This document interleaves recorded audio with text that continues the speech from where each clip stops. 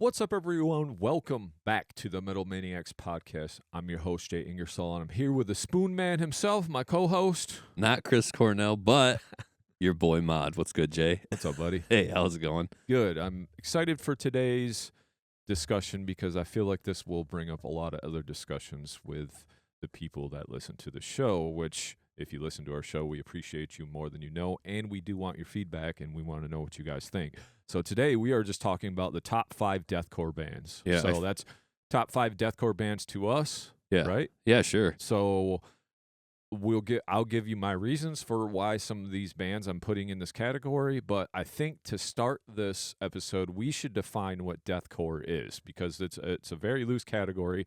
And I will say, of all the genres and subgenres and all of the comments and everything that everybody says about it's actually this or that, I'm not here to argue about subgenres, but deathcore is a subgenre that has been created, and it is one of the top subgenres in extreme metal. I had some guy bitch at me and say deathcore is not a subgenre, it's all just metal, which I also agree with that, but at the same time, you don't have to call me names because of your stupid opinion. Yeah. So I'm just going to say what. Oh, go ahead. I was just going to say, based on that comment, I do feel like it is a bit of a divisive topic.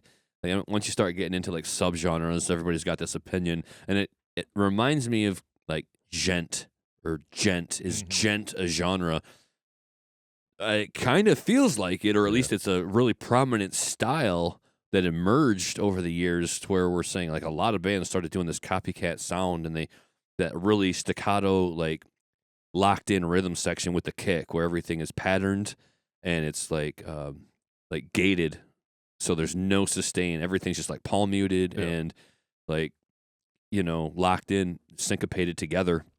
And I feel like gent is basically a genre, despite what people say. Yeah. Like, you just can't say that it doesn't exist when so many copycat bands emerge and they have that same kind of rhythm going and that same sound. I think deathcore is another thing that emerged, and we're going to talk about what separates like deathcore from death metal. I was doing a little bit of researching and Googling last night just to see if I was looking at these bands through that proper lens. And I feel like after I did that, I'm like, yeah, I guess maybe some of these bands could just be modern death metal. Yeah. They sound like an evolution of death metal over 20, 30, 40 years. So I will pass it back to you for you to define these things for us, just so that the listener can see if they agree or disagree. But for me, I'm willing to hear your definitions first before I come through with mine, because some of these bands could very well just be death metal, and I wouldn't know what to tell you if you said they were or weren't. I would just say, well, not from where I come from, maybe. That's all it comes down to, is my opinion. And I think at the end of the day, we're just kind of talking about opinions of labeling. And I know a lot of people they hate genres or classification. Well, I got news for you. At some point, metal was not a thing. Yep. Nobody used that word. Nobody said heavy metal. And then bands just kind of started pushing the envelope. And would you sit here today and tell me that metal is not a genre? I mean, I think that'd be foolish to sit here and say like metal is not a genre. Metal's just heavy rock or intense rock. No, dude, it's heavy metal. Yeah. It's metal, and metal has grown so much that we have all these different subgenres that they kind of become a genre of their own. Like deathcore isn't death metal is kind of almost the idea, but they are hand in hand. And I think that if you're a fan of one, you could very well be a fan of the other. We're kind of like death metal elitists, and there's like a meme of death metal fans kind of looking down on deathcore, and deathcore fans like, come on, not as good as my stuff, but deathcore fans are just kind of like, yeah, love death metal. It's cool. So like there's this kind of like weird back and forth, but for me, I accept both, and I'm interested to see how these definitions come out and what bands we talk about today, because I have no idea what you're about to tell me, and I'd be surprised if we even have one same band between us. Probably not, but I'm going to give you when I type in what is deathcore to Google, I'm going to give you that definition first. And it says, so the question is, what is deathcore? Deathcore is a subgenre of extreme metal that combines elements of death metal and metalcore and sometimes hardcore punk. Okay. It's known for its drop tunings, blast beats, guttural vocals, and frequent instrumental breakdowns. Right. Deathcore emerged in the early 2000s and became popular in the mid-2000s in the southwestern United States, especially Arizona and Southern California. So I'm also I typed in ChatGPT 4. All right. What is deathcore? So this is what ChatGPT says. Deathcore is a subgenre of extreme metal that blends elements of death metal and metalcore. It emerged in the mid-2000s and is characterized by its intense aggression, combining the technicality and brutality of death metal with the breakdowns and often melodic elements of metalcore. And then it goes through some key characteristics of deathcore: vocals, guitars, drumming, lyrics, production, and really whatever they're saying on this is basically all the same things that you just say about extreme metal, so I'm not going to go through all that. Sure. But to me, I just feel like deathcore came in, and I'm going to say this again. Music evolves, bands evolve, so that's going to be another issue that we'll have to take into consideration when we start talking about these top 5 deathcore bands to us, because we got to talk about the evolution of those bands and the evolution of the music itself. So music, new metal. Yep. And then you got Slipknot emerging, helping bring metal back into the forefront, taking more elements of death metal, combining them with new metal. And then you got a lot of the hardcore bands like Hatebreed, and then metalcore bands like Killswitch around that time also taking off and helping get propelled by the popularity of Slipknot. Sure. Like I've said before on the show. Also, those bands were great in their own right, but starting to put a light back onto the heavier side of music from Slipknot. And I think if you take like Korn and mix it with death metal, you almost get the baby of new metal. But the Korn mixed with death metal, you get basically deathcore. Yeah. So I agree that it's a lot of elements of metalcore and death metal combined. But I think it's just more or less the breakdowns themselves, like the actual hardcore breakdowns that were known in hardcore. When you started putting them in death metal, that's kind of where you get deathcore. That's the marriage there, because you listen to death metal back in the day, they broke down into grooves, heavy stuff like that. Yeah. But you never really got like the slow, trudgy breakdown type, them seriously heavy, weird riffs and stuff like that. So yeah, deathcore is a subgenre. So fuck you, dude. I don't know what you're talking about. So, aggressive. Yeah, so, I mean, some of the other subgenres you can fuck off with them because you're just making shit up at that point. But like, of some of the main ones, black metal, deathcore definitely deserves to be there. And we've been at this now for 24 years, so don't fucking tell me otherwise. I think for me, like, the reason we have a distinction from deathcore and death metal is because it's just a matter of evolution. And one of the things that makes deathcore unique from death metal is the things that it does that death metal doesn't. It sounds a lot like death metal in a lot of areas, but it'll kind of like extrapolate into more atmosphere, almost progressive, but not necessarily in terms of like the Dream Theater progressive, but just from a production standpoint where they'll go into more space. They'll experiment with the vocals a little bit. Whereas when people think of death metal, there's a real strong tendency to reflect back on the 1985 style, the 1990 style of like Cannibal Corpse, Deicide. Tempo death metal. Really brutal, in your face, and just a lot of grind. And I think Cannibal Corpse was one of the first bands to really implement that groove like no other. But with the deathcore, some of it is almost considered a little bit simplified compared to death metal because of the breakdowns, like these aren't complicated riffs. We're finding like a little pocket that is the heaviest thing we could think of, building on the back of the main song elements. And that doesn't really exist in death metal. You don't get those same kind of breakdowns. The breakdowns in death metal are almost like the breakdowns in thrash metal, where they're a little bit more up-tempo even still. And they don't sit there and drone on with like the open to the open 1 type or the open 1-3 type. It's more of a groove than a breakdown itself. Yeah. The breakdowns in death metal and thrash metal are very groove oriented, whereas the breakdowns in deathcore are very hardcore, very slow, very knuckle dragging, aggressive, just caveman, just pummeling you over the head with that stick, like just. And you don't get that in death metal. So there's definitely some things that they do differently. I know there's some purists out there, and there's some opinions that are going to differ. But when I try to think about what even is the difference, because I don't want to say it's a matter of musicianship. We're going to talk about some bands, in my opinion, where it's top tier musicianship. Oh, yeah. I'm not going to have it. I'm not going to have. You can say what you want about the styles, but you're not going to dismiss some of the virtuoso musicians in some of these bands that we're about to speak to. Yeah. It wouldn't be fair. You're just basically at that point telling me you're not a musician. You don't get it. Because some of these musicians, even if you want to say deathcore is like more simplistic than death metal, it's not. It's just that they do introduce elements that are simple, and that's fine. Because sometimes that's what the listener needs, is something very simple to latch onto. Don't got to think about it. Just want to enjoy it. I also think it's a fan interaction thing, because if you can mosh during death metal, but when you can start hardcore dancing and pitting during these hardcore breakdowns, it just makes it a lot more of a interactive experience for your whole crowd, because you're breaking into these breakdowns and these pit call outs and these build ups into the we're gonna do break it back down. We're doing Wall of Death. It's just a whole different type of thing than what death metal is to me. You know? Yeah, you're not crowd surfing during these bands because they're just going to straight up drop you and then kick you or drop kick you.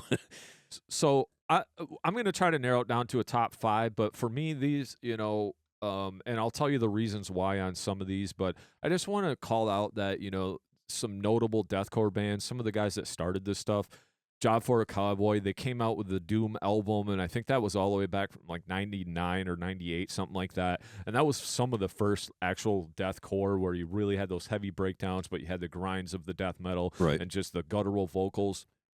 Always liked Job for a Cowboy. They have since like evolved into something completely different now. Sure. Suicide Silence was one of the OG bands. I went back and listened to some. I bought the album when deathcore started coming out. I bought the first Suicide Silence album, The Cleansing, and I just realized it wasn't for me because it just kind of all sounded the same. Okay. I have since went back and listened to some Suicide Silence, like with Eddie from All Shall Perish in the band, and some of it's really good, and I liked it. Whitechapel's another one amongst the deathcore bands that have been doing it for 20 plus years.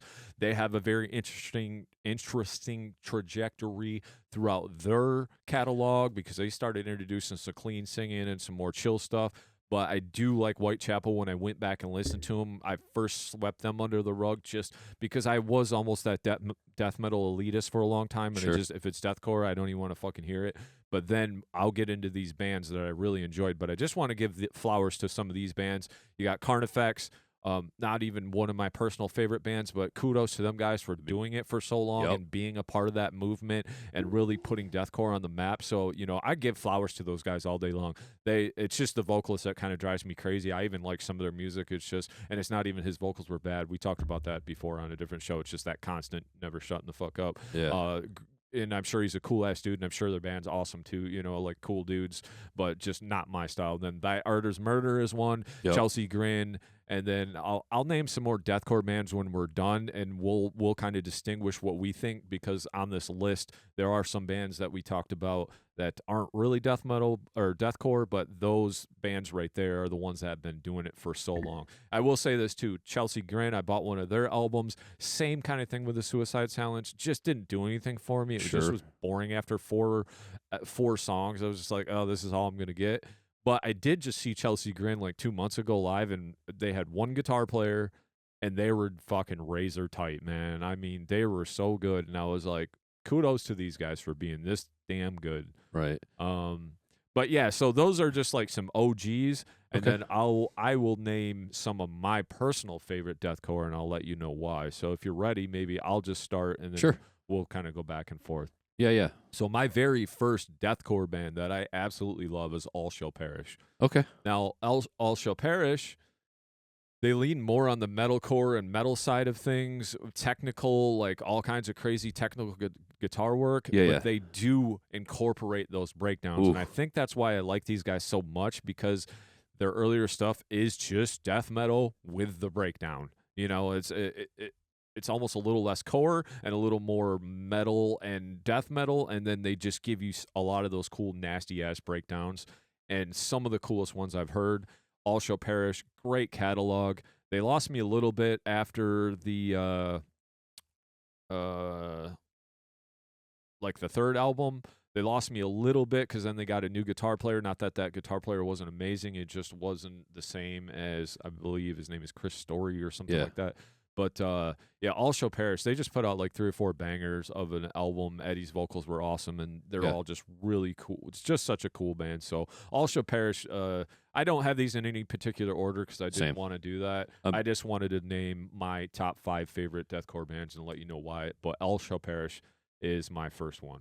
Yeah, so same. I'm going to just jump in and piggyback off of that because All Shall Perish is on my list, and my list is basically just chronological, and I am putting them on this list strictly for the Awake and the Dreamers album. Yes. It is such a phenomenal album. It does feature Chris Story on it, and I think that is the difference maker right there. His playing on this album is top tier.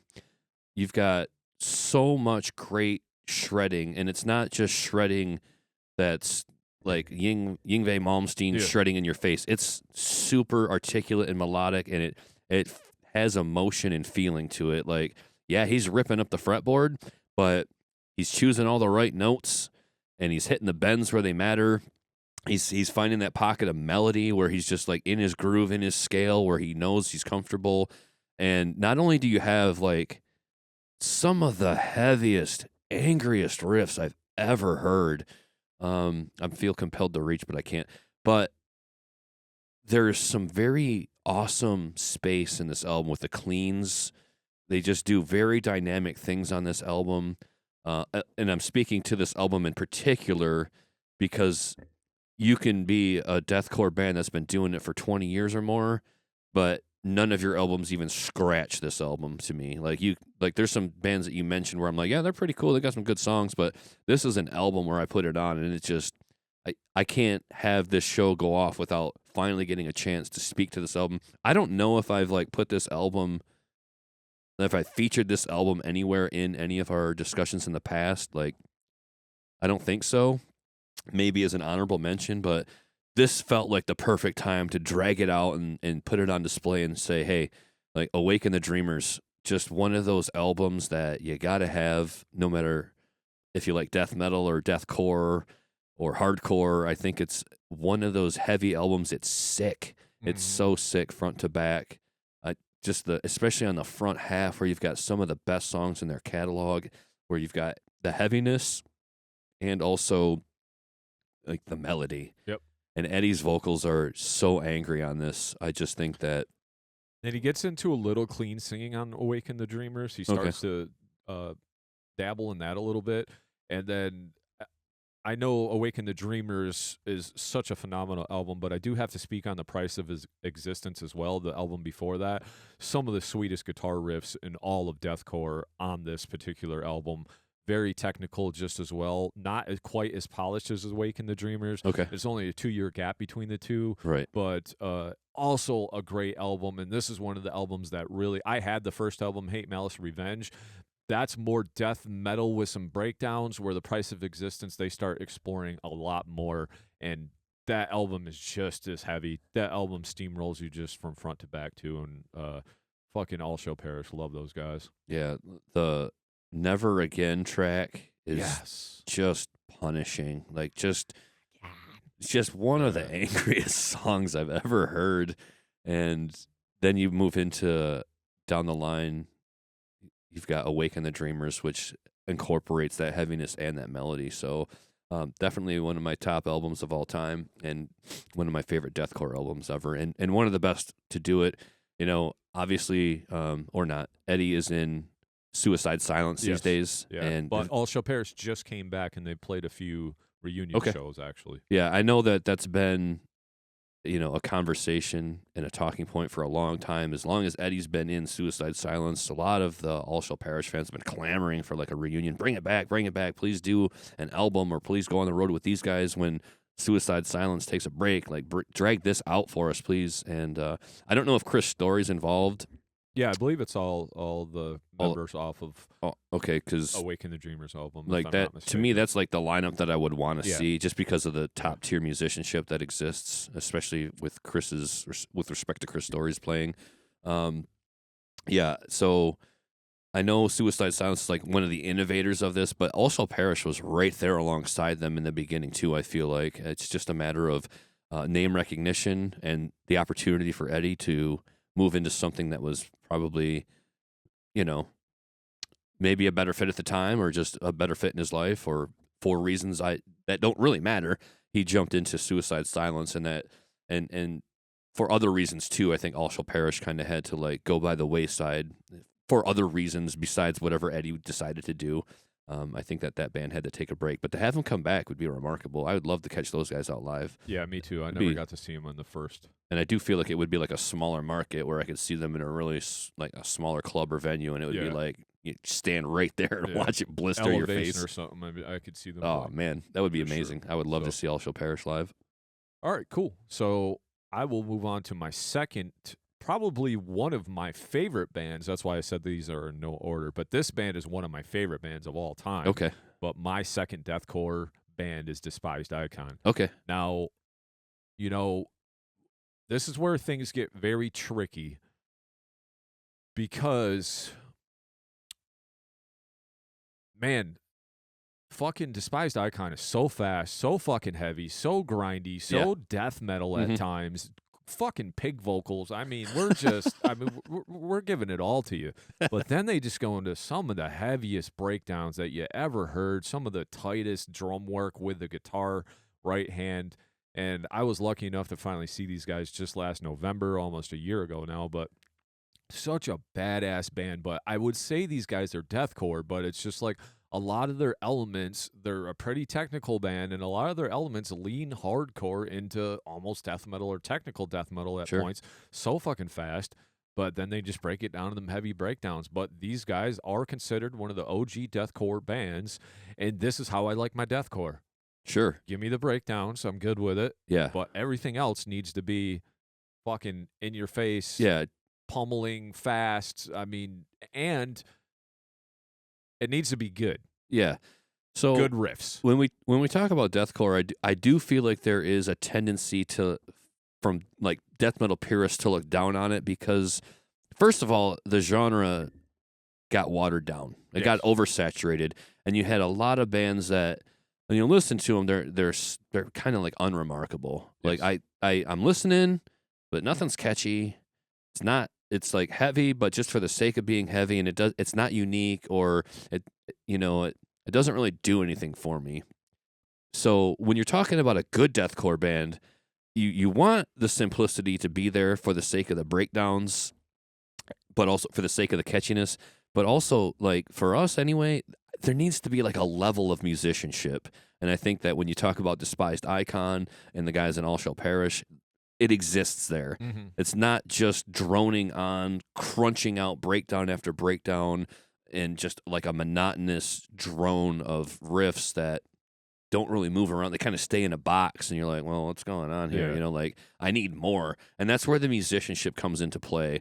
And deathcore is a genre to me, and you can have bad deathcore, like you can have bad death metal, just like doesn't really move around enough. Yeah. But then when you get into the good stuff, when you finally like the 1 out of 10, if you will, or whatever, some of those top tier musicians really set it apart and say, yeah, not only is this like a genre, but it's a valid genre, and it's got valid bands with top tier musicians, and there's a reason that we've come up with this term, and it's because really great musicians have taken their influences from the past and then just modernized it and put their own spin on it and put their flavor and their own creative elements into it. And Despised Icon is one of those bands where there's a variety of sounds going on here. Like you said, technical, grind, and also the groove and the breakdown all exist there.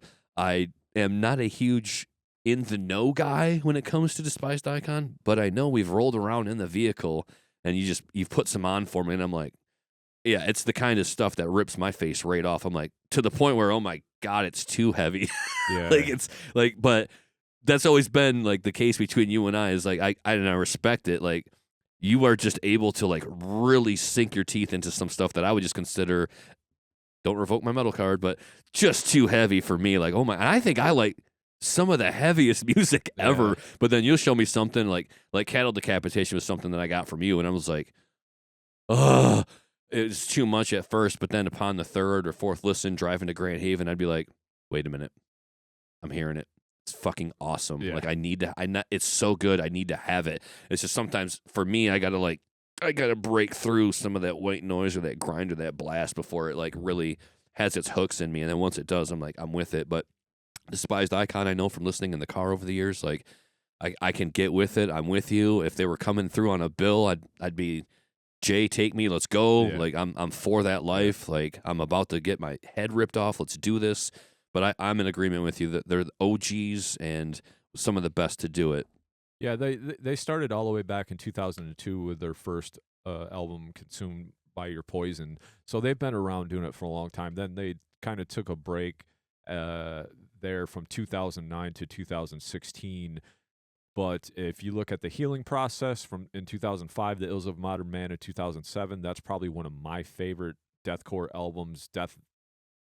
Albums period is The Ills of Modern Man. What a great album. And when we talk about this too, it's like, let's not, we've said death metal a lot, but I don't want to mistake the fact that when you say deathcore, the death metal part mixes with the core, which is hardcore. Right. Because when you listen to The Ills of Modern Man or Day of Mourning or Beast, their breakdowns and some of their riffs and grooves, them are fucking straight taken from hardcore music. Yep. And that's where that deathcore comes in, because the hardcore is the part where we have, maybe some two-stepper upbeat, or the fucking total dark fucking like breakdown shit. That's all the hardcore part. And then they got the death metal part. And I just think they meld both of those. They play the fucking death metal perfectly, and they play the hardcore part of it perfectly. Like they have that on lock, and then when you mix them two together, you just get the perfect formula for deathcore, and that's why I fucking love Despised Icon. So if you want to go with your next one, let me know what your next deathcore band is that you really like. So the next band, and I'm kind of just like doing these in chronological by the albums that I selected today, is a band that's been around since the beginning of this movement, since the beginning of the century here, and that is After the Burial. I think this is another band that I got turned on to by you and Larry, I believe. Yep. You guys were into it, and when I first got into this band, I was like, okay, this is some kind of heavy that I've not really heard before. And again, it speaks to like having the death metal elements, but then those breakdowns where I was like, oh my God, I've never heard anything this heavy before. These guys are super angry, and they were pretty good. They've had some lineup changes, and I think they've had a couple different vocalists, maybe. Yep, 2 vocalists and 2 different drummers. And then their founding rhythm guitar player unfortunately passed away, Justin Lowe. Yeah. So, but they're still an amazing band. The album that I had heard them before this, I'm trying to figure out what the first album was that I listened to. But the album that I want to speak to is Dig Deep. That is the one where I felt like, okay, I can listen to this band and this album nonstop. It was Rare Form was the one that really introduced me to the band. Yeah, that was their OG record. Yeah. And then I was cool with them for the longest time. I'm like, yeah, I fuck with After the Burial. But when it got to Dig Deep, I thought they had kind of like really refined their sound. And they're a style of band that incorporates a lot of that gent sound, if you will. Like they're very genty. They're very locked in together, very rhythmic and syncopated. They don't really soar over the top with musicianship, but they have an amazing guitarist in there. There's enough there, though. Yeah. The riffs, they're not simplified. It's just the fact that they do lock it in that rhythm section. And I think that's one of the things that makes them genty, but there's some shredding going on in here when they move into that style. Dig Deep was just an album where I was like, this might be not for everybody, but it's for me today, and it's for me forever, because I'm never going to look back on this band and have a bad word to say. I was fortunate enough to see them live at the Intersection. They were everything that I wanted them to be. I don't know all their songs. I don't know all their albums, but when I watched them, I was just like... We've seen them together. Yeah. Yeah, they were great. I couldn't believe how tight they were. Yeah. I mean... so tight. Just...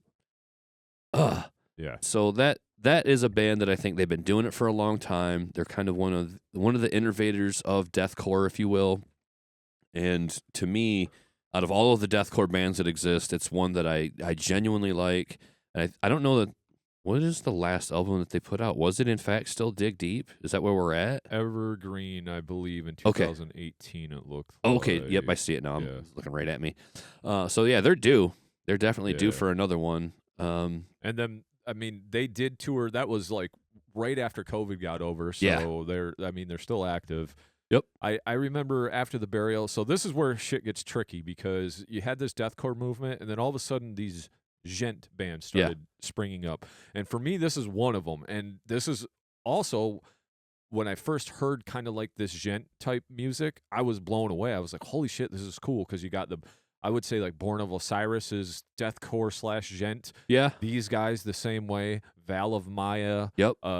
Bands like that, Within the Ruins, Mhm. all bands that have that real Yeah. all that little fucking bebop boobop stuff, you know, that's like the gent.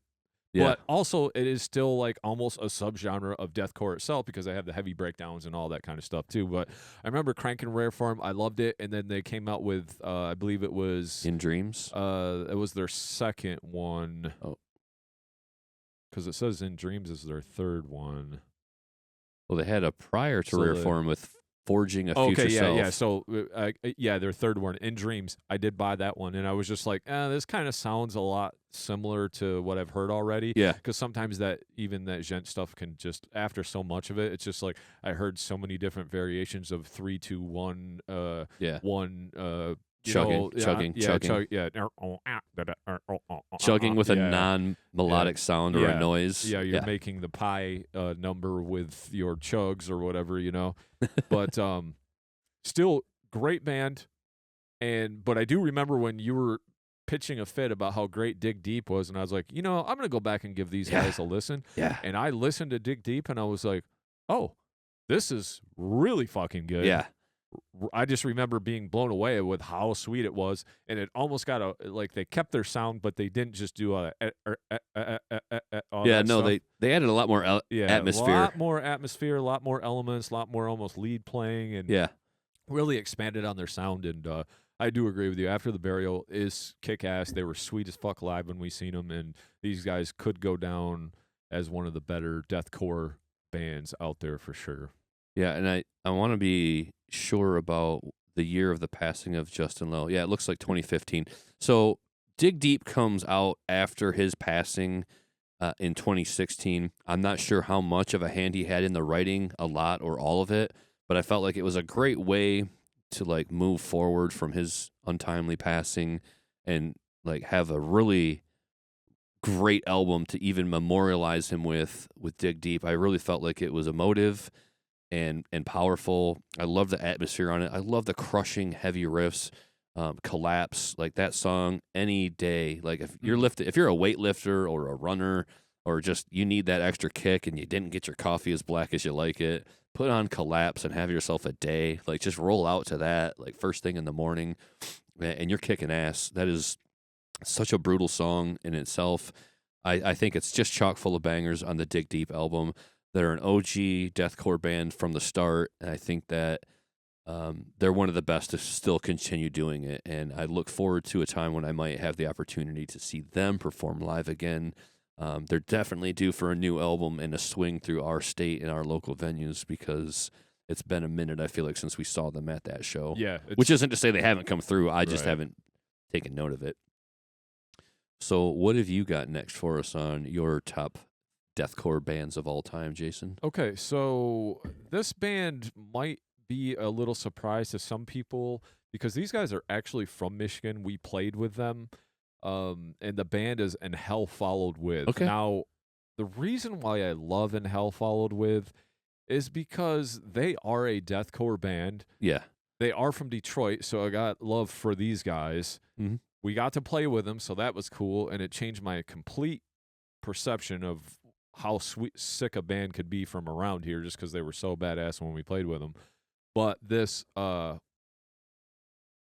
proprioception, I think that's how you say that, proprioception. Let me look. I'm not exactly sure how to say that. Proprioception. I'm going to find it in a minute here, but keep going. That album that came out in 2010, I still listen to it. Just last week I listened to it because I love that album so much. They do they're quite heavy on the breakdowns, but they have this blackened element to this. And when I say blackened, I know some people don't care for that word, but just have this very atmospheric, black metal-ish type sound at times. Tremming those chords. And they just have some of the coolest open, like locked in tight, like breakdowns. Their drummer is so damn good. He can grind, he can groove.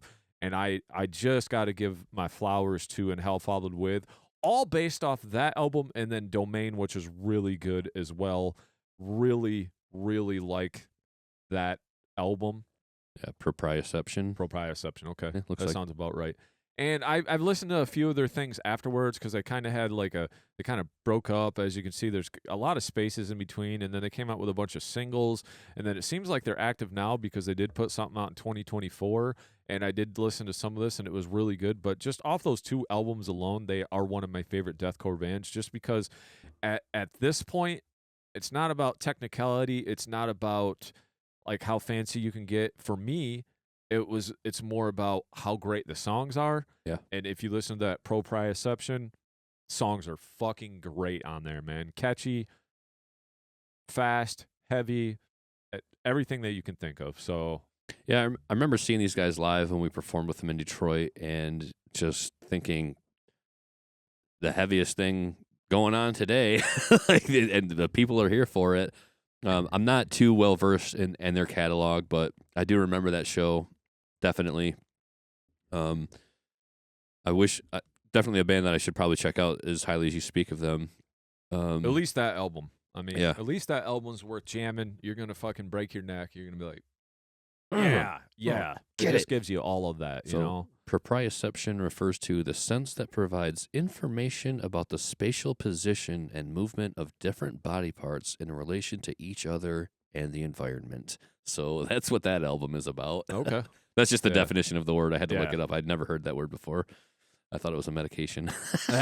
And then their singer, Nick Holland, he used to be in Sunlight's Bane and Traitor, which were also involved Nate from Throne. Okay. So all right. That's there's awesome. a little link there. Plus, Nick Holland now sings in a band called Wounded Touch, and that band is slated to be on our show sometime here in the near future as well. Awesome. So that's his new band or whatever. But yeah, man, I don't know. I can't say enough good things about And Hell Followed With just because you guys write some sick fucking riffs, or at least did on these 2 albums. I'm not saying your new riffs aren't good, but they've just gone through so many different member changes. Right. It's kind of hard to know. It's kind of convoluted with who's actually in the band, or has the sound stayed the same. You know, right.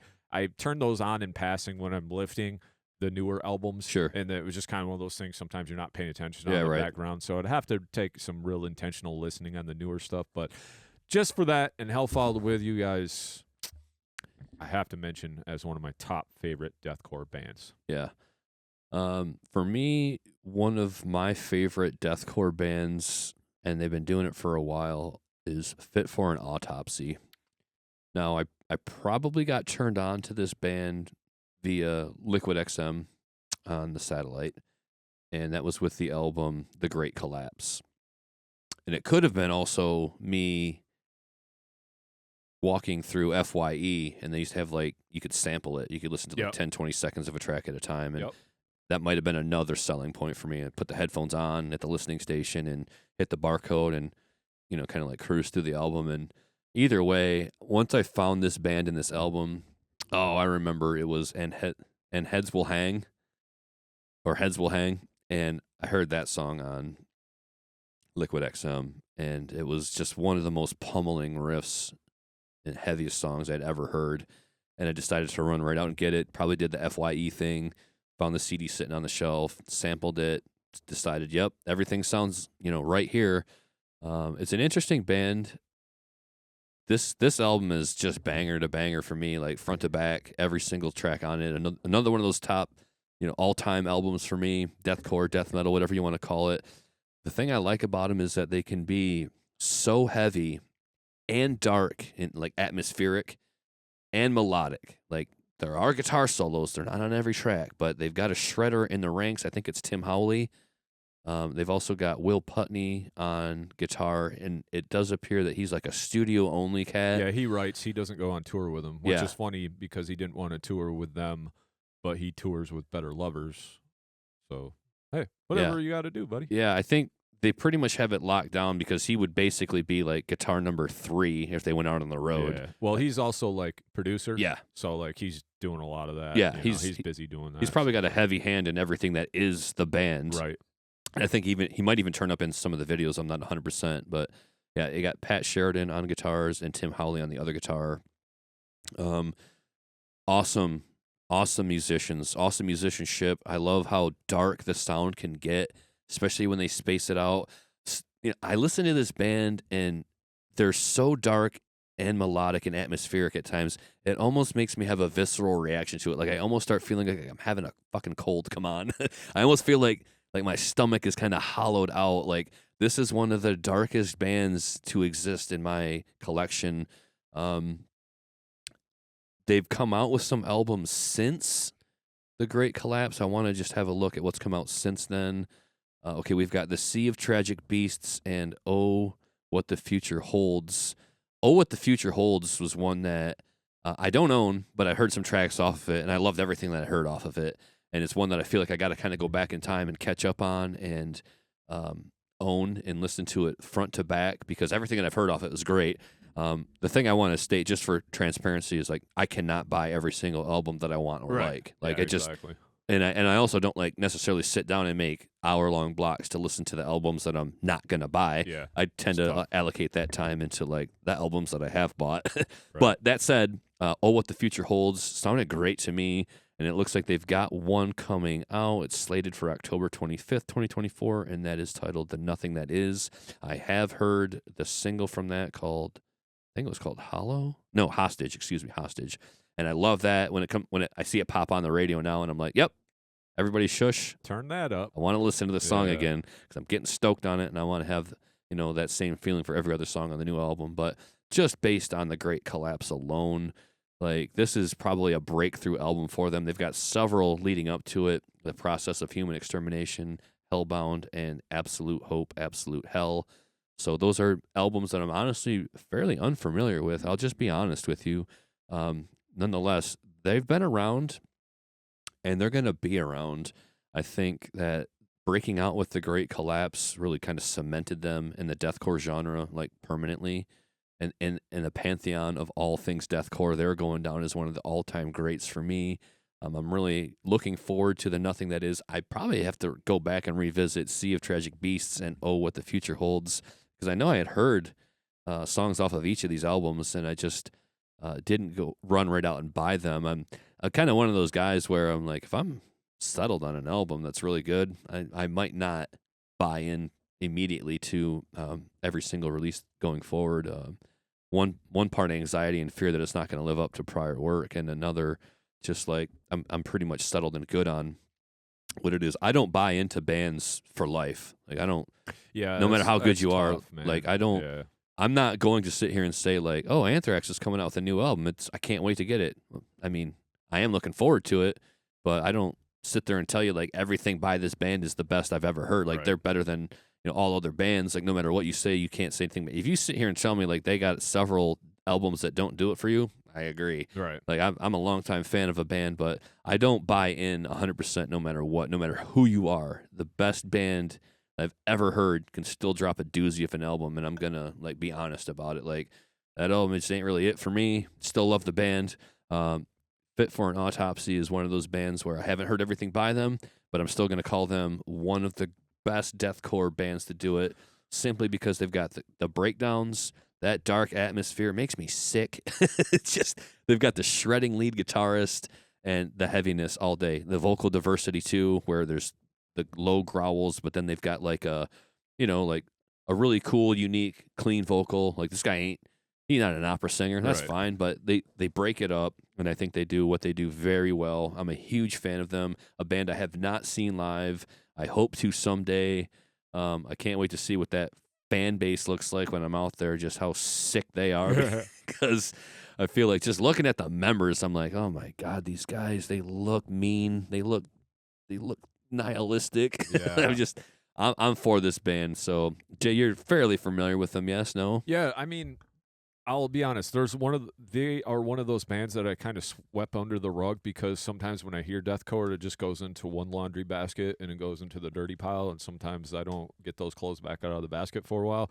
But you were like, "Hey, this new," even you had said this new Fit for an Autopsy is sweet. So I was like, you know what, I'm gonna give this a whirl, and I gave it a whirl one day, and lo and behold, what happens to me all the time is way better than what I thought it was. Sure. Way different than what I thought it was, and that's actually a lot of my journey with deathcore is become that I just put it aside because I hear it's deathcore and I kind of know what I'm in for, and then once in a while I'll pull out those little diamonds like that, and I'm like, okay, this is a little different. This is a little more unique in its own right. Still fits in the deathcore category because you got the metalcore and then you got the hardcore breakdowns, but then you also got the punishing side of death metal, and those guys do it well. I actually will probably listen to more Fit for an Autopsy after this episode, but until then, definitely a fan of the band and definitely a fan of Will Putney anyway, so I know the things he touches usually are pretty badass. So. Yeah. All right, with that being said, I'm going to move into my fourth. Fourth? Yeah, because I guess. Shall Perish, Despised Icon, and Hell Followed With. Yeah, okay, so yeah. Yeah. So Spite will be my fourth. Okay. And Spite, they are traditional deathcore. The average listener might listen and be like, there's too many breakdowns. It's very on the hardcore side with elements of death metal in there. Sure. But Spite has become one of my favorite deathcore bands because they are so fucking pissed. When you listen to this album, you get mad. Oh, yeah. Or any of their work. You're mad after. And you're like, I don't know what he's mad about, but now I'm mad too because I'm fucking pissed at whatever he's mad about. His vocals, Darius, we brought him up before, his vocals are just so badass and all over the place. He has got such great range. And this music typically wouldn't even be something, it'd be almost too much on the groove and breakdown side sometimes for me. Right. But just the accumulation of everything of the band with his sick vocals all over the place and almost the simplicity of making something simple badass. Yeah. That's where you get Spite, and that's why I'm a fan of Spite. I mean, I just everything I've heard from him has been awesome. It's been great. It evokes emotion through me, and I just would like to listen to more and more of it all the time, and I'll listen to the albums from front to back every single time. So I'm somewhat familiar with Spite. I know a couple of songs. The songs that I did listen to, similarly to the last band, Fit for an Autopsy, I had like a visceral feeling in my stomach where I thought, this guy may be the angriest guy on the planet. Like, he might just hate everybody and everything to the point where it might be unhealthy had he not been the vocalist of this band. Yeah. like if he didn't have this outlet, I'd be worried about this cat. Maybe put him on a watch list. But the music that I have heard by them, I think it is, to your point, the vocals that stand out. Such disgusting diversity when we talk about extreme metal vocals. Like this isn't like a low and a high and a mid. This guy, he does kind of fall in with the ranks of like a Travis Ryan, where we're creating new vocals you've never heard before. He's putting these weird kind of twists on it, like curling up his tongue and embedding it into his cheek or something. And it's just the vocals that really do it for me. The music is also punishingly heavy. Like, it is a lot of breakdowns and groove, but I'm for that life. I generally would prefer that as to like the blast and the grind. And I don't mind if they get up and do a little punk trot or what have you, but the riffs that I've heard from this band, they really back up what the vocalist is bringing. But for me, he is the selling point of the band, and I am remiss that I went to Sonic Temple and they were on my radar. I just didn't get my ass over to their stage to see them. I hope I don't regret that forever. I hope that I get a chance to see them, while they're still like running on a high level, and before any kind of lineup changes may occur that would augment or change their sound. I'm hoping that I do have another opportunity to see them.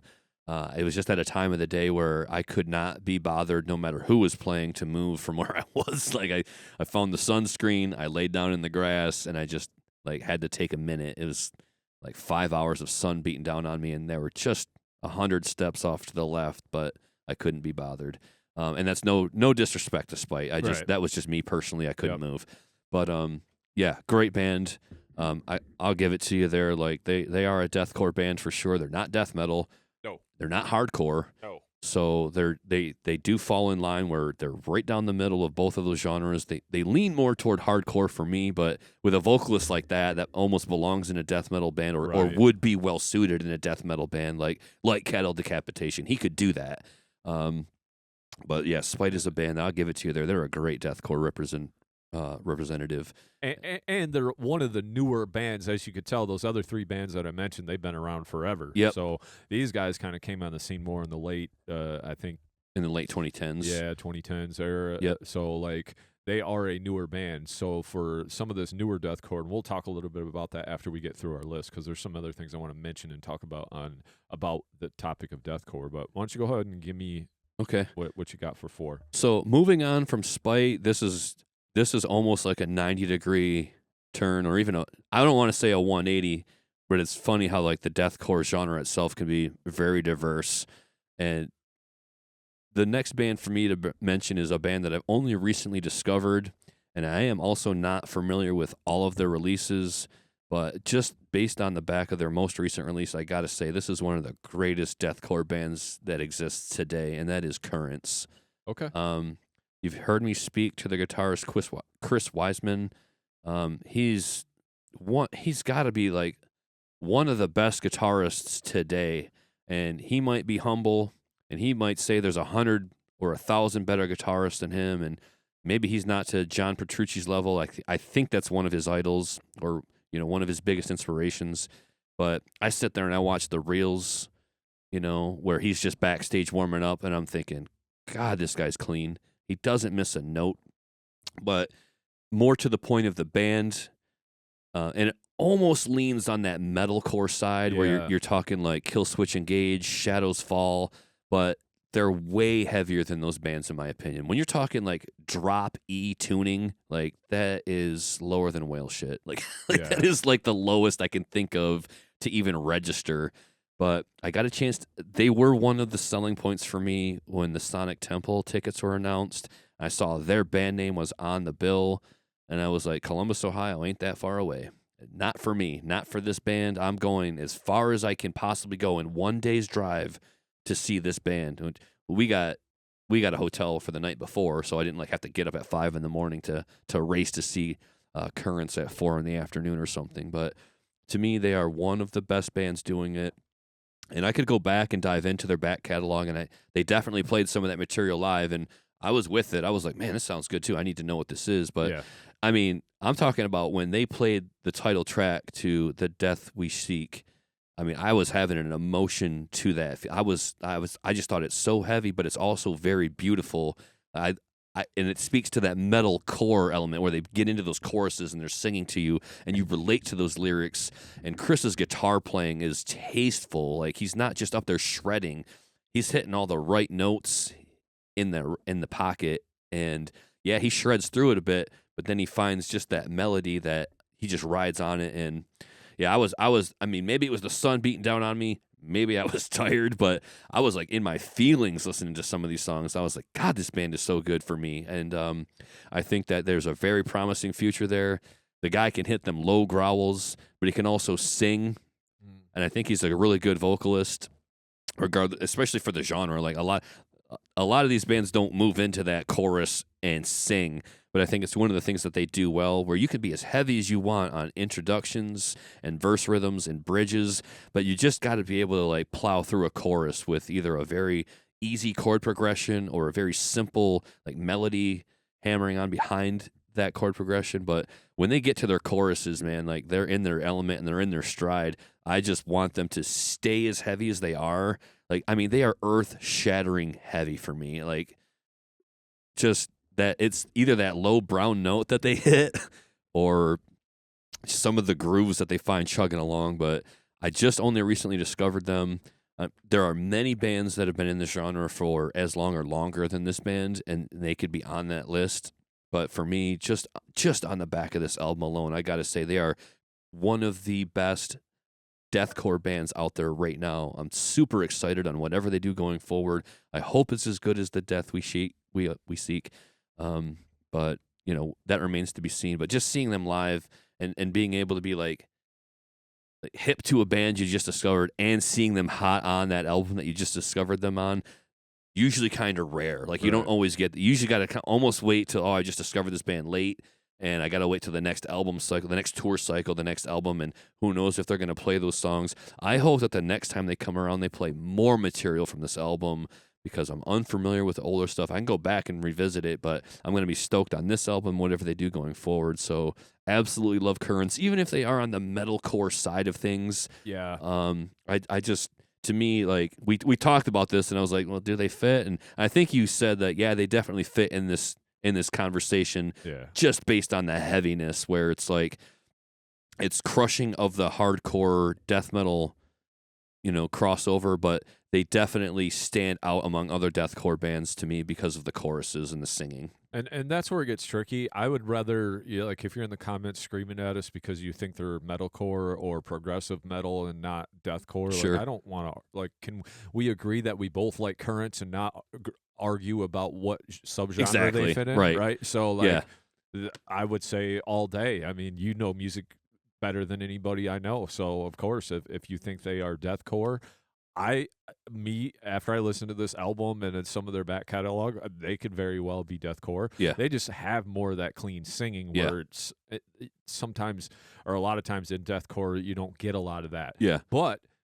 a lot of newer deathcore now, a lot of this newer stuff that's coming out, this blackened deathcore, and we'll talk a little bit about that, but like kind of this trend that we're on, anything almost goes in this stuff now. Yeah. So it's kind of one of those things where put it where you want, but it is damn heavy. Not as heavy as this other band, Shadow of Intent, though. So, but to me, they're death metal. So, and we'll talk a little bit about that too here in a second. But and that's I agree. I fucking Currents is awesome.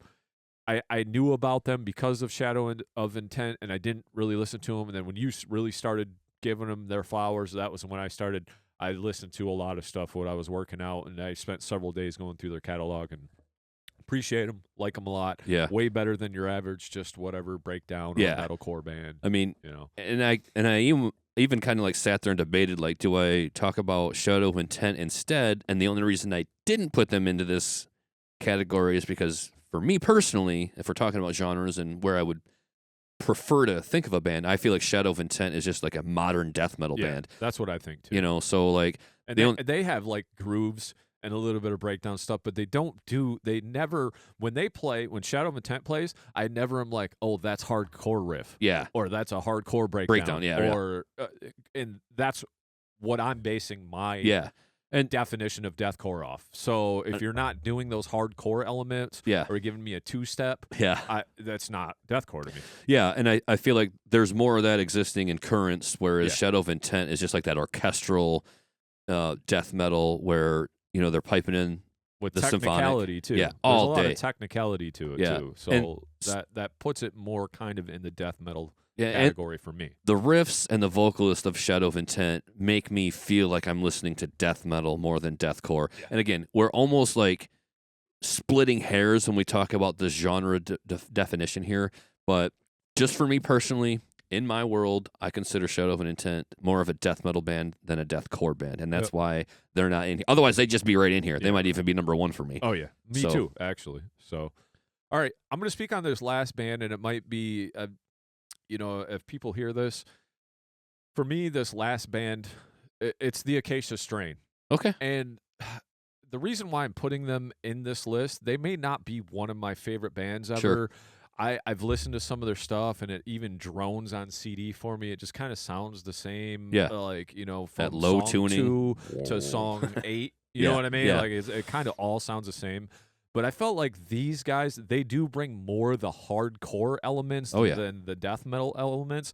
But I do want to say this. with the Acacia Strain, they're almost responsible themselves for this genre. Okay. These guys have to be in the conversation the same as, the Carnifexes or any of those other bands that I named earlier. Suicide Silence, Thy Art is Murder, Yep. all those kind of bands. These guys do lean a little more on the hardcore side, but when I seen them with Despised Icon, two different types of deathcore, right? Yeah. But nonetheless, these guys are a goddamn steamroller. They will fucking mow your house over with the pummeling riffs. Like, they are the big bad wolf, and you are fucked because your house is made out of straw when you listen to the Acacia Strain, because they will fucking punch you and your grandmama too, because they do not give a fuck. I seen them live, and they put on one of the best shows I've seen in a long fucking time. Everybody was moshing, singing along to their songs, and it made me respect these guys on a whole nother level. Not only were they razor tight, not even missing a note, everything sounded perfect. They've been doing it for 25 years or 20+ years. They all got grays like me. They're all on this tour with Dying Fetus and Despised Icon. We got some old guys out here, but they're fucking rocking hard, dude. Right. I loved every second of it, and for me, that puts Acacia Strain in the conversation as one of my top 5 all-time deathcore bands because of that. Not because I know their whole catalog. Right. Not because even one of their albums is one of my favorite albums of all time, like In Hell Followed With the one album I spoke of. Just because these guys deserve all the flowers. They seem like they were cool-ass dudes, like I said, put on a hell of a show. And when I see you put on a hell of a show, that makes me love your band. I know I talked about Walls of Jericho before. Never even heard maybe a few notes when I went to the show. Seen them, instantly became a super huge fan. Not even that I went and listened to a bunch of their shit afterwards, but oh my God, this band is great. Same thing with the Acacia Strain. They destroyed that place. And tell me, when you play with Despised Icon and the almighty Dying Fetus, and to go in there and destroy the fucking place before either one of those bands even got on stage, respect, bow out. You know, all day long. Crown them. You guys are the shit. And that's why those guys come in. I can't even speak to one of their albums, honestly. Fair. And you might be like, oh, well, are you really a fan? No, I'm a fucking fan of the Acacia Strain. Yeah. And you got to put flowers on these guys. Yeah. Kings, they've been doing it for a long time. I know where you're coming from, where I can say that don't know a whole lot about their catalog, but they have staying power. They have name recognition. And I'm just going to believe you when you tell me I saw them live and they killed it and the crowd reacted to them and I had a reaction to it. Then I just got to believe you when you tell me, like, these guys are deathcore champions and a great representation of the genre. I have yet to see them, and I have yet to really, like, dive into their collection. I feel like their name comes up on the Liquid XM while I'm driving around just every so often. And probably not enough compared to some of the BS that I got to suffer through in the meantime. Like, I'm sure. It's just the way it is with radio. Like, no matter how unique a station is, it feels like they're just going to hit you with some shit that you don't want to listen to. Like, even if it started out good, it kind of goes into this state of mediocrity over time. But Acacia Strain deserves more love. They deserve to be on everybody's radar, and a band that I'm looking forward to hearing more of in the future, just based on, like, your excitement. It's one of those things where I just got to remember and take the time and then dive into it and have a more open mind about it, because I think sometimes our opinions are easily influenced by some of the negativity we see in, like, comment sections, and people will just kind of beat them up, and you're like, yeah, they must not be that good if, like, everybody's beating them up in the comment section. But then you have, like, a close personal friend of yours say, hey, man, I just saw this band live, and fuck the haters because they kill it. Makes me feel like, okay, wipe the slate clean, give them a complete open mind the next time I have an opportunity to listen to them, and that's exactly what I'm going to do going, like, this day forward, is just kind of like, who cares what I've ever thought or heard about this band? Jay's hype on them. I'm now hype on them. So I'm looking forward to whatever I hear next, and hoping that it's, all that and some. Like, I know that they lean toward, like, that breakdown hardcore sound, and like, I don't know if they got a shredder in the ranks, but I think they kind of are built on the back of that hardcore sound, that breakdown sound, and their vocalist being, like, pretty brutal. Yeah. So I mean, they were, like I said, dude, they were razor tight. Dude's right hand is badass. He doesn't do a lot of shredding or anything, but that's not always necessary. Sure. And like I said, also on assumptions, I assumed this band was one thing. and even listening to it at some point, it probably was that thing. So I kind of swept it under the rug. But all these years later, my taste evolved, bands evolved. Seeing them live, I was just like, man, I got to go back and probably listen to some of this stuff. And I really have to. These guys been around since 2001. They've had shit that's charted. Albums that charted on the charts. And 2023, they put out a double album. One was Step Into the Light, and the other was Failure Will Follow. And one of those was more like the Acacia Strain, like breakdowny, like heavy type stuff. Okay. And the other one was more of a droney doom piece. Okay. So they kind of put out like a double album type thing where the music was a little bit different, so they kind of explored some different sounds on that 2023 release. But I think when I go for my walk today, I might throw on some Acacia Strain. I gotta show these guys a little more love to myself. But man, just having that impact, I had goosebumps. Yeah, just seeing people fly around, just see this dude. He's just he's as old as us, and he's fucking just running from one side of the stage to the next, doing his little hardcore dance, and fucking guitar players just tight as shit. Like it was just one guitar player, and anytime I see that, I'm just like, I mean, they did have some shit piping through the backing tracks, but it doesn't matter. It was still great. They were still fucking awesome. I think it's awesome when you're able to like experience a band live, like having very little experience with a band. For me, that would be like Fallujah. When I saw them live, and this was under an entirely different lineup, like almost all of those members are gone now, unfortunately. But when I did see that band live, I thought the rhythm guitarist was out of his mind, like just playing like all the shapes that he was playing on the rhythm side of it and throwing down as hard as he did. I thought the guy had to have like neck and back problems after that night alone. And then you've got the only current remaining member of the band, was it Scott Carstairs? I'm not sure how to pronounce it. Just an amazing lead virtuoso guitarist, and he was kind of off to the side of the stage with like the fan blowing on him, white button-down shirt kind of open, and he's just hitting like all of these notes that are just soaring. Like he's kind of got like he plays with the whammy bar like all the time. He can just kind of like drop it, pick it up. Yeah, it's always like he's got so much finesse on that thing, and he's kind of one of these guys that plays with soul. And I just was watching the one guy shred, and then this other guy, he's just like a wave, an ocean wave, just kind of like carrying all of these notes, just soaring over the top, and he's lead solos all over the place. And then both of them could hit these rhythms because obviously they're in a deathcore death metal band together. But I just remember seeing that band, and I was an instant fan. Went over to the table, bought the CD, bought a shirt, like, hi, how you do? Shake the merch guy's hand. That band's fucking amazing. And I was just laughing with the guy at the merch table like about how awesome they were. I was like, my mind is blown, dude. Like I'm just having this immediate reaction to this band. Like I've heard of them, they've been around, whatever. But now I'm experiencing them, and my lid is flipped. And I am today and forevermore going forward a fan, and I look forward to diving into the catalog more and more. And great band still to this day.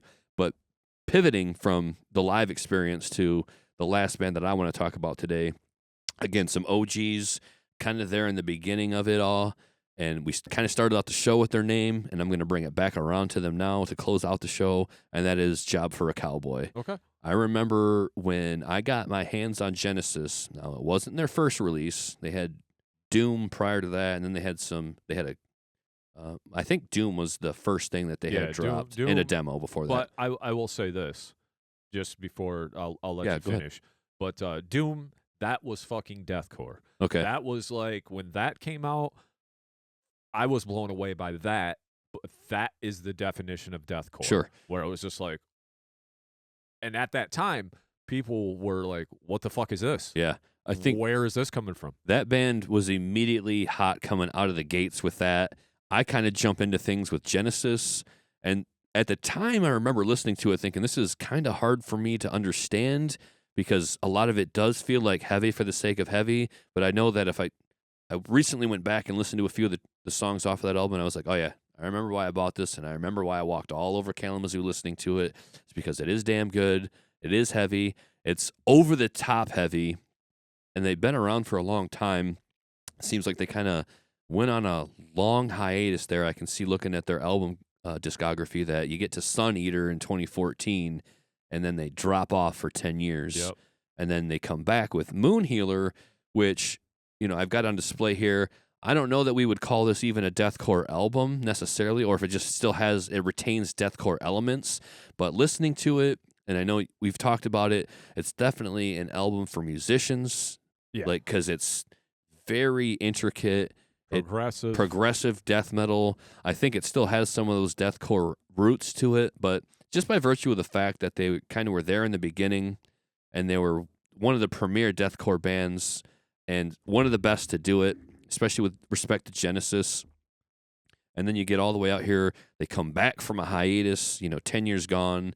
And I remember reading all the comments along the way on different social media sites and posts where, like, bring back Job for a Cowboy. We need Job for a Cowboy. And I was like, dude, they're gone. Like, just let it go. It's been 10 years. Let it go. And then all of a sudden, 2023 creeps up, and they're coming back with an album, and it's going to be, 2024. And I remember just hearing, like, one of the first songs off of that release, and I was like, that's for me. Yeah. All day, that's for me. That's in my wheelhouse. An incredible bassist, incredible musicians all around. I've given this album at least a thorough listen front to back once, and I didn't really need to hear much more to be able to tell you that it's a great album. I know it is not for the faint of heart. The songs are erratic. They're all over the place. Yeah. And they're not necessarily like structured songs. When we talk about like having a formula, these guys still do hang on to a bit of that riff soup philosophy. Very jammy too. Yeah. Like, and then album. they space out and they go into the atmosphere. And that's one of the things I love is when you can be crushingly heavy, great musicians, and add that atmosphere. All of those things come together, and to me, it just congeals into this amazing metal masterpiece with Moon Healer. I'm so glad Job for a Cowboy are back. And not only are they back, but they're back with a vengeance. They're back like never before, maybe. And I just have to throw some flowers on them and their career, and I'm so happy they did come back. I know the fans wanted it. I could have been like, we'll see, and that was my attitude, like, we'll see, because Genesis was good, but then I listened to it enough to where I'm like, like, I'm not going to maybe reach for that all the time, but then Moon Healer comes out, and I'm immediately floored by it. It's still fairly new, even though it came out, I think, in like January, February. I need to listen to it more. It's one of those albums. We'll be talking about it again. I will revisit it thoroughly and be taking my notes on it as we talk about it, probably one more time by the end of the year here. Yep. But Jay, you're familiar with Job for a Cowboy. You probably knew them before I got hip to them. What have you got to say about them? Yeah, in their career? What an interesting band, because they developed this genre. One of the pioneers of this. Yeah. Like I said, when that Doom EP came out, people were like, "What the fuck is this?" You had like some of the like crazy like weird samples and stuff, and then you got like the guttural low ass vocals, but just breakdowns in your face and almost sporadic at times, like Cephalic Carnage. But then when you get into Genesis, these guys almost started transferring away from that deathcore sound, like, oh, we're going to develop a little more. Then they started getting into almost more of a death metal and technical death metal. Yeah. By the time you get to Demonocracy, which was in 2012, because I remember that specifically. I remember having Ruination. I believe I have Genesis too. Yeah. But then as soon as you get to Sun Eater, it's like, how is this even the same band? Because all of a sudden you got this crazy bass lines and all this wild shit going on that's like very progressive, very technical, very droney, very sporadic, like you said. It was just all over the place. But to me, it almost became like a musician's or a highbrow band that if you're a musician, you're going to like respect. Like, I don't know how many fans of bands there are out there like this that just like to listen to Job for a Cowboy with all of their craziness and technicality, but probably the same ones that listen to BT Bam. You know what I mean? Like, they're a fan of just that type of music, and it's out there, it's different, it's weird, but the musicianship is top notch. And what a very interesting band. But we could never have a deathcore conversation in any such way without mentioning Job for a Cowboy. Yeah. Now, the way you mentioned them was a little bit different because you're bringing up their newest album, and that's kind of what got you more into them, which I wouldn't say that's deathcore at all, but I mean, they are one of the originators of the genre, so it's like, do they stay in the deathcore category? I think they'll always be tied to that because of what they put out, right? And I think you're exactly right. Like, they were there in the beginning of deathcore, and in all fairness to the band, they've evolved a lot in a lot of ways. Their personal songwriting approach and their musicianship kind of like progressing literally into progressive technical metal. And in all fairness to them, if they don't consider themselves deathcore, that fair. This new album might not necessarily be deathcore whatsoever, just maybe retaining some of the elements that make them themselves Job for a Cowboy with way more addition to their sound. And that's 100% fair. But in the grand scope of things here, when we're talking about deathcore, you got to have this band in the conversation.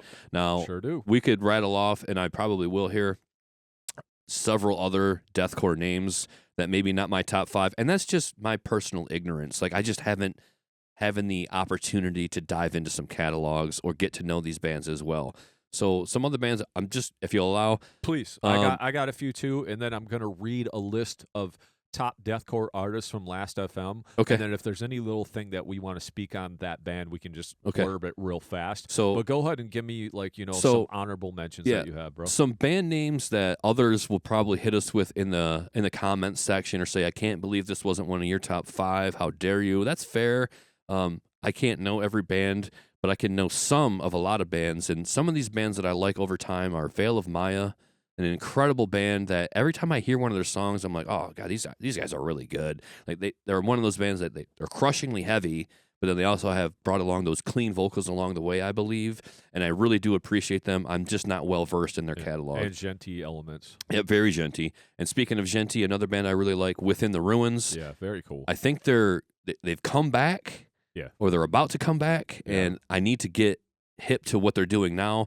But I just remember hearing them back in the day, and I was like, oh my God, not only is it just like this hardcore style with the breakdowns, but the musicianship was next level. I remember like half of the album that I was hip to being like instrumentals, if I recall. Or, like they just were extremely talented musicians. So Within the Ruins, a great deathcore band, very Genty. Got Glass Casket. We've mentioned a lot of times on the show. They could be a death metal band, but I also feel like they're a deathcore band. So yeah, they're always hard to place, and we talked about that multiple times on the show because we brought them up. Obviously, we've talked to Adam, Cody as well on the show, but that's also one of my honorable mentions because you could sneak them in there at the same rate as you would sneak a Currents in there, where it's like you could fit them in there. Yeah, they've got some sing-song choruses, but that last 4-song EP almost shifts them into like progressive technical death metal. Like it's just like so goddamn heavy. Yeah. Another band, and they've been around for a long time doing this. Heaven Shall Burn. I think they're one of Germany's finest. Yeah. I love the album that I have. I think it's Antigone. I can't remember. Maybe that was the track, but love Heaven Shall Burn. I don't own all of their material, but I know that they have staying power, name recognition, and I like what I've heard from them. I just would have to be more well-versed to speak more on their catalog. Another band that I like, and you have to have their name at least in the conversation, Slaughter to Prevail. I saw them live at Sonic Temple. Fans love them. They're very engaged with their audience. They're fun. Alex Terrible, a voice unlike most others. Like, oh my God, that thing is so drippy. It reminds me of a band that I saw live a long time ago and owned one of their albums, The Red Chord. Yeah, fucking band, man. I think you have to have that name in this conversation. Yeah, for sure. Just one of those bands where maybe when I discovered them, it was hard for me to like understand because now we're moving away from what I know and love in death metal and into like this whole new world of heaviness. But The Red Chord is a band that I saw live, and I think it was The Client, that album, and I was just I'd have to revisit it because I remember owning it and listening to it and almost being like too much for me to understand. So I'd have to revisit it to speak with more like understanding of that album. But that's another band you got to have them in this conversation at least to some degree. And lastly, Whitechapel. I just saw them open up for Meshuggah, so I feel like their career trajectory has kind of changed over the years. Where you were saying like they were more hardcore in the beginning. Then they've evolved their sound, and it's a little bit doomy, or it's a little bit more atmospheric now, and it's not as like focused on the breakdowns and the guttural vocals. They've introduced and incorporated a lot of new elements into their sound. So you got to have the Whitechapel name drop in this conversation as one of the best deathcore bands out there to do it. And they've got the longevity and the name recognition as well. I was happy to watch them perform. Opening for Meshuggah, not knowing too much of their material, only knowing that there'd be some divisiveness in the audience with their shift in sound over the years of the last couple of albums, where people are more like clean singing. Yeah. And people wanting slower. they wanted the old stuff back, but you got to let a band evolve. And on that note, I will say that your personal tastes are going to evolve, and the band's sound is going to evolve, and it is very rare for both of those things to happen in the same manner. Yeah. Like a band might evolve in one way, and your taste might evolve in another, and it is what it is. You might stay with a band for a very long time until finally you're just kind of like, I haven't been appreciating what they've been doing. And I'm still a fan of the band, but more their old stuff. And then that's when you get to people saying like, yeah, I'm a fan of Metallica up until, Right. and then I'm not with this new stuff. And you got some people who are like, they can do no wrong. Yeah. And that's fair too. Like if you really love a band and no matter what, they speak to you, that's cool. But a lot of times I think, if I'm being honest, like, my tastes are what they are, and they do evolve. And then a band's style is what it is, and that's going to evolve. And sometimes those things just fork in the road. And other times it's okay, but not as good as, but I still make room for them. And other times it's like, I'm checked out. Like, I'm done. Yeah. Probably give it a once, and I'm not coming back to it because they just haven't been doing it for me. But it is what it is. Those band names got to be in the conversation. I appreciate all of them from what I've heard. I just need to hear more. But I'm sticking with these 5 bands as some of the best out there doing it now.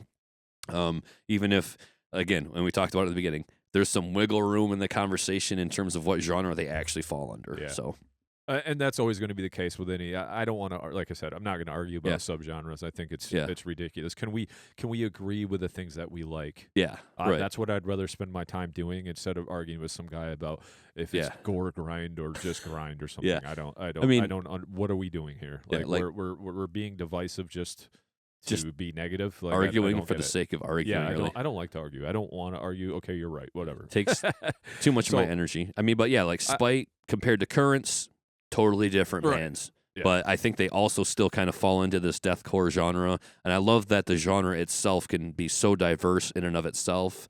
Like, we're not pigeonholing bands in this. We're actually saying, hey, these bands are very diverse and eclectic, and there's a lot of range from one band to the next, and I still think it's fair to call them deathcore. And for people that don't think this is a genre, we're here to tell you today it is. Yeah. Because we got a podcast, and we are louder than you are. I do want to say one quick thing about what you're talking about, your taste evolving with the band. Or the band could come back around, and then they could drag you back in, and then you might go through some of that other stuff you thought that wasn't as good because this new shit is really, really good. Sepultura, for instance. Yeah. Then you start digging through some of the other stuff, and you're like, oh, I missed all this, or I respect this in a different way because my taste has evolved. And at the time, I didn't like this, but now I actually really like this. So it's just, music's fun, man. It's such a cool thing. You find out so much about yourself. Gives you some of that nostalgia when you hear certain things. And we got to dedicate our Sunday and how many hours of our life to playing shows and practicing our instruments. So music is our life, and we that's what we know. That's why we have a podcast about it. Cause it inspires this thought for me too. You saying that, and then we can wrap this up. Is that it's always fair to not like or appreciate something the first or second time you've heard it, or for years, and just say, I'm not really into that. It doesn't do anything for me. It is fair to circle back to that any amount of time later and say, oh, by the way, I actually do like that upon further review. Like, my tastes have changed. I now get where they were coming from and where they were going. Maybe they were ahead of the curve there. I don't know. Or maybe as a listener, I wasn't like on that wavelength at that time. I needed something else. It's always fair to go back and say, I didn't like it then, I do like it now. And I don't think anybody should be insecure about that whatsoever. You should be open to that idea. You should be able to revisit something and say, yeah, I didn't like Load when it came out. It was way too rock. But then I listened to it some years later. I've kind of slowed down. I've chilled out. I'm a Load fan. I'm not saying that. I'm just being hypothetical. But don't take that out of context. Yeah. I just want to say, like, because, I'm always punching on Metallica, but I am a fan. So for me, like, allow me to come back to something and say, hey, that's fine. No, I remember too. I didn't like that when it first came out, but I listened to it now some years later. I'm cool with it. Yeah. It don't bug me. Right. I just wasn't in the headspace for it then. So if you're out there listening to the pod today, just know that it's okay for you to circle back to something and like it years later. Yeah. You shouldn't have to be worried what your friends say or what anybody says if they still don't like that album or if they want to grief you over it. Hey, man, just be honest with yourself. Yeah. If you like something that you didn't like before, That's fair. It's okay. We That's- all grow and change. Our Yeah. beliefs change. You know, Allow yourself. Yeah, you can't be married to things, man. If you give yourself a hard cutoff, you're really limiting your perspective on a lot of things. I would like to mention just a couple bands, and then Okay. like I said, I'm going to give a list. But Body Snatcher is a band that's come across my radar, and they're kind of newer. But I Yep. listened to them the other day, and they were just heavy. They were very cool, and I just wanted to mention them on the show because they Okay. are a newer deathcore band. Maybe 2 albums straight of it I couldn't listen to, Yeah. but like just give me an album if I'm in that mode. Like, yeah, we're grooving, we're pissed, we're heavy. I think I even texted you about that, and you Yeah. had said something, but I was like, these guys are better than I thought I was, and I find myself, or I thought they were, excuse me, but I find myself in that position a lot, and I will always go back and say I was wrong or I Sure. misinterpreted something the wrong way. So I'm always the first guy to, apologize and say, hey, I should have opened my mind a little bit more. Animosity, I think you have to mention Animosity among the deathcore bands. Okay. They are such a wild, crazy technical band. They've only had a couple albums, but man, they were hitting it hard in the early 2000s, and they were a band that really stuck out to me that had a lot of, the deathcore sound in there.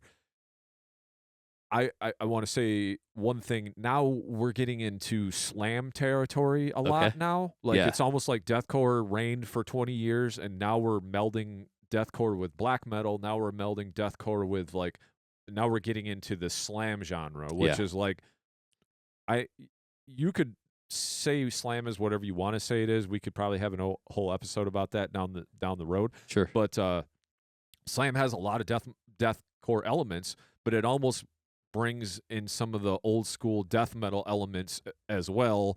So it's like this whole genre within itself. But I brought these guys up to you. I don't even actually know how to say the name, so excuse me, but I really enjoy these guys. The Vulvodynia.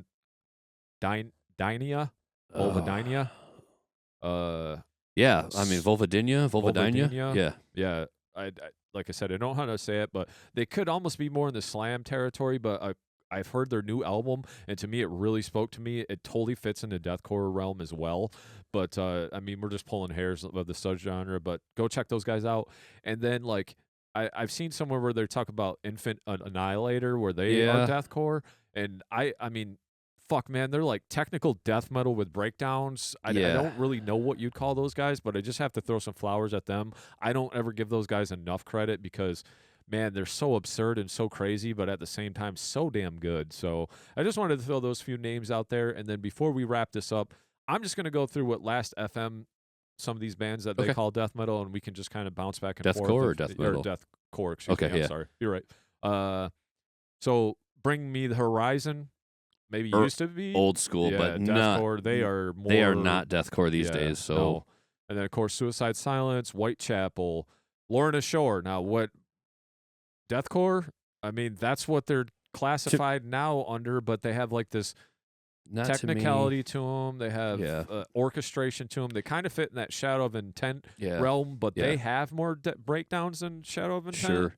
So I'd have to be more familiar with their entire catalog to say, but if I'm just going on Pain, their most recent release, which is to me a stroke of genius, I'd have to say that I would consider them a death metal band, or like an orchestral death metal band.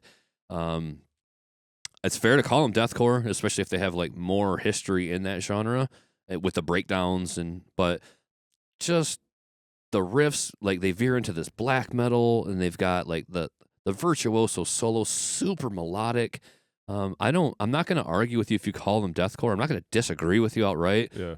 I will simply say that in my opinion, I first look to them as like a black and death metal band with all these orchestral elements, and that's one part me not knowing their whole catalog, and another part me just like going on the most recent release, where when I heard it, I was like, this is death metal. Like that was just my immediate reaction to it. This is death metal like of today. So that's fair assessment. I was just kind of wondering what you thought. Love them. Love that band. Chelsea Agrin, we brought those guys up. Vel Maya, Born of Osiris, The Art is Murder, Make Them Suffer. They're kind of a newer band, but they're in that deathcore-ish metalcore. Yeah, for range. sure. I own 2 or 3 of their albums, and I just they're a unique band because they have a very diverse sound. They almost range from like a Deftones sound and like an alt metal Yeah. to a new metal, like a current modern day new metal, and to call them deathcore it's fine by me. Again, not going to argue on it, but when I hear them, I have a tendency to think of like today's modern new metal. Yeah. That's fair. But at the same time, like if they were popular or around when new metal emerged, they would have been like historic. Yeah. Like just one of the best new metal bands ever. That they are happening now, and that genre is a little bit long in the tooth. One of my favorite phrases, but they almost have a hard time distinguishing themselves from all new metal. But I still think they're a great band, and I like what they do. They're all over the place. They've got a rotating member all the time on the keyboard vocalist, but their current keyboard vocalist is always with the female vocals. Oh, yeah. I love what they do on that front. They always bring her into the chorus, and they give you a chorus that you can sing along. I like the new single that I heard. It retains my fanship of the band. Like, oh, I like this, so I still like Make Them Suffer. I just have a hard time categorizing them only as deathcore. Okay. But they are very diverse, and I think they're a great band. I do like them, too. You got Attila, Carnifex, All Shall Perish, we talked about, Slaughter to Prevail, probably the biggest deathcore band on the planet right now.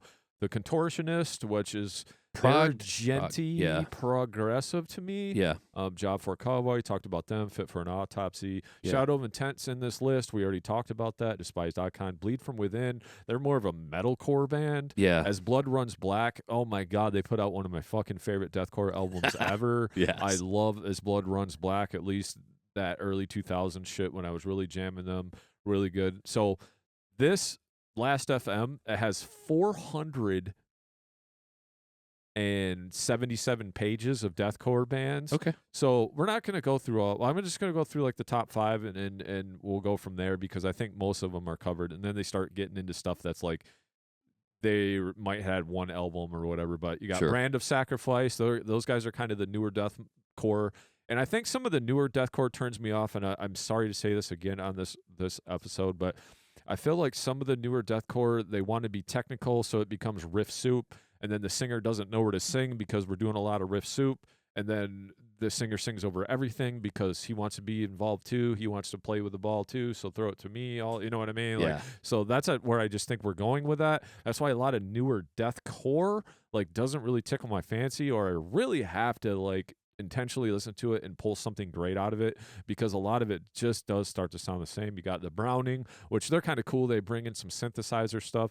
This Darko US band, like I hear people talking about them all the time, but I haven't paid much attention to them. Upon a Burning Body, Angel Maker, Betraying the Martyrs, Winds of Plague. Them guys been around forever, waving the death metal flag. So you can't have a conversation with deathcore without saying them guys. Burials, they're a newer band. They're pretty cool. They're more of the hardcore death metal or hardcore deathcore.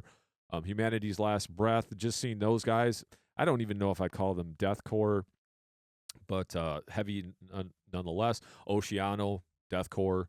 Pending Doom, Spite, like we talked about. Within Destruction, they're a newer band. It's hard to say that they're deathcore because they had like some of the older catalog of Within Destruction, more shreddy and like very, very technical death metal. Yeah. Arsonists Get All the Girls. They've been around forever. Paleface Swiss, you familiar with them? A little bit. They're almost like a hardcore. new metal, hardcore band. Yeah. They really Slipknot-y sounding a lot. Yeah. Signs of the Swarm, I know you're familiar with those guys. Yep. Enterprise Earth. I'm not going to give it away, but these guys might have the best album of this year. Wouldn't even know if I call this new album deathcore. I know their last stuff is. I could see some of the metalcore elements because they have clean vocals and stuff, but love Enterprise Earth. At least their new stuff. Red Chord we talked about. K9, I Declare War, Aversion's Crown. We'll go through a couple more here just so people can say we said the name on the podcast. Black Tongue. I don't know. I almost feel like those guys are a little more doom. Distant, they're from they are just kind of coming up on the scene, but they are definitely deathcore. Body Snatcher, Animosity's on this list. Vulvodynia, I guess if you can say that. Molotov Solution, deathcore. Like I've heard of that name. Maybe heard a song or two. Annotations of an Autopsy, The Last 10 Seconds of Life. That band's going on right now. Through the Eyes of the Dead, fucking deathcore band. What a great deathcore band. Mental Cruelty, they fit in that black metal, blackened deathcore type category. They just put out like a record or an EP that I listened to recently. Just too many vocals for me. Waking the Cadaver, Left to Suffer, 4-5. There's one I wanted to bring up real quick. Rose Funeral, those guys were deathcore. I've seen them like 5 different times opening for death metal bands, and they got the fucking shaft every time because people were mad because they were deathcore. Traders, like we talked about. Snuffed on Sight. Those guys are slam. I wouldn't even say they're... Here Comes the Kraken. What a fucking cool band for a little while. I remember how cool those guys were. Bro Job, that's kind of been them guys are just like a goofy fucking, like everything about them is like sexual and weird and tongue-in-cheek, but they're a deathcore band. A Night in Texas, they just came out with a new CD. Carcosa, heard a lot about those guys, haven't really given them a spin. But there's one band that I want to just talk about real quick. There's a whole bunch of other ones here. Crown Magenta, those guys are kind of like a technical deathcore band. Still too many vocals. But I remember listening to it, and I was like, this is some of the sweetest shit I've ever heard. But by the third song, I couldn't take no more of the guy's vocals, unfortunately. Not that they were bad vocals. He was a bad motherfucker. It was just all vocals, so it was hard to listen to. They got like Gates to Hell on here, which them guys are more like a metal. But this band right here, and I'm just going to mention them because Luke turned me on to them. Psycho Frame. They have one of the better deathcore albums that I've heard in a long time. And it is just punishingly heavy. It is so fucking pissed and in your face. Like it is so good, but it is fast as shit, and it's really on the death metal side. But they do take their time to go into those breakdowns. And then you got like Hunt the Dinosaur, and I could keep going on and on because there's 477 pages.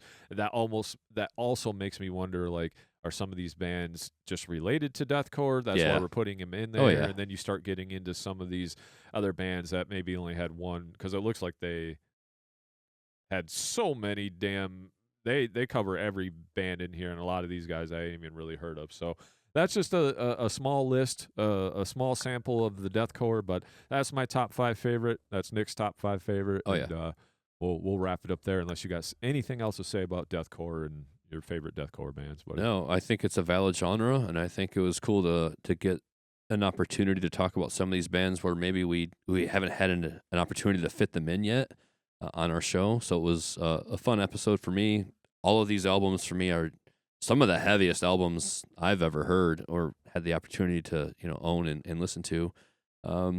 It's a genre. There's a lot of mingling with the death metal and the progressive tech death metal and the gent, and it's all kind of passing through the deathcore avenue, if you will. And I think some bands just kind of really define what deathcore really is better than others. Where some are participating in that genre a little bit, like maybe Born of Osiris, or I just saw another band, but they're more gent and prog metal, whereas or BT Bam, there's way more prog going on there. And that's another conversation, maybe like what is prog death metal, and we could get into that. Yeah. But like I just because they're not death metal doesn't automatically lump them into deathcore for me. I think there's bands that kind of define that genre and that style more than others, whereas other bands, they have some of those stylings, but then they have so much else going on that they're not really a deathcore band. They're a metal band of sorts with deathcore elements. So I think it's fair to have the conversation and kind of dive into those definitions a little bit. And again, it's all really opinion at the end of the day. Like we're going on what kind of what the internet has kind of helped establish and define it as from others' points of view and our personal experiences with it. And we're definitely open to what people think about deathcore. I think it's not fair to really use a broad brushstroke and say all deathcore sucks or vice versa, all deathcore is better than everything else. I think you just kind of have to take each band on its own merits, and maybe some wear this label better than others, but I'm totally willing to have conversations about, you think they're deathcore? Well, I think they're not. And that's cool because then it just opens up dialogue, and maybe you discover new bands when you have those kinds of conversations, But these are the ones for today. I'm looking forward to the next time we do a similar breakdown of genres and bands and top 5s and all that. I always have fun having these conversations. I love revisiting some of these albums I haven't heard in a while. Yeah, me too. Right now I've got Never Again just jamming in my head. Like I could just hear it, man. Yep. And some of those melodic breakdowns, I love it. All right. Good times, good chat, man. Yeah, good chat. With that being said, you guys keep it metal. Much love. Make sure you all like, share, subscribe, all that stuff. That helps us out a lot, especially to our YouTube, or leave us a review on whatever your platform that you listen to this podcast on. We appreciate it. Much love. Peace. Thank you so much for checking out the episode. Be sure to hit that like button and give us a share. Yeah, and if you enjoyed our podcast today, please give it a rating on your streaming service to help us gain some exposure. And if you really enjoyed the show, please give us a follow or hit that subscribe button and come hang out with us every week. And remember, keep it metal.